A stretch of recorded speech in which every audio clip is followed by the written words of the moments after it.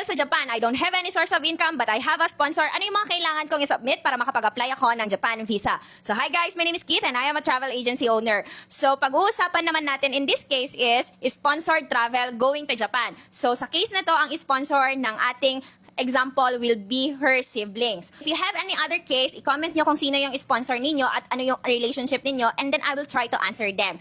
So, eto na nga, ang sponsor will be her siblings at ako wala akong source of income. So, ano yung mga requirements? Na unang-una dyan, you have to secure the basic requirements. If-flash ko na lang dito yung basic requirements. And of course, we have to get the supporting documents from your siblings. The supporting documents that you will be needing will be the guarantee letter. Pumunta kayo sa website ng Japan Visa. I-flash ko dito somewhere yung link kung saan pwede nyo i-download yung guarantee letter na format ng Japan Visa. So yes, meron silang sariling form kaya hindi mo na kailangan pagawa ng guarantee letter sa law office. This will suffice. So fill upan mo lang yung mga kailangan details dito, your details and then ng inyong sponsor. So now that we have a guarantee letter, we need the supporting documents na afford ba talaga na sponsor mo, na sponsoran kanyang mag-travel sa Japan. So ang kailangan natin from your sponsor is bank certificate with ADB ng last 6 months, bank statements for the last 6 months, and of course, the proof na meron silang source of income. So, kung employed naman yung kapatid mo, you have to get their copy of Certificate of Employment and then, of course,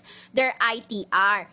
And then, kung business owner naman yung kapatid mo, business documents like business permits, DTI, the COR, and of course, their ITR. So, lahat ng to, kapag na-secure mo na, ngayon, we need to prove naman kung ano yung relationship ninyo doon sa sponsor. Since magkapatid kayo, PSA birth certificate mo and PSA birth certificate niya will suffice. Kasi may kita naman doon sa parents na side na magkaparehas kayo ng parents.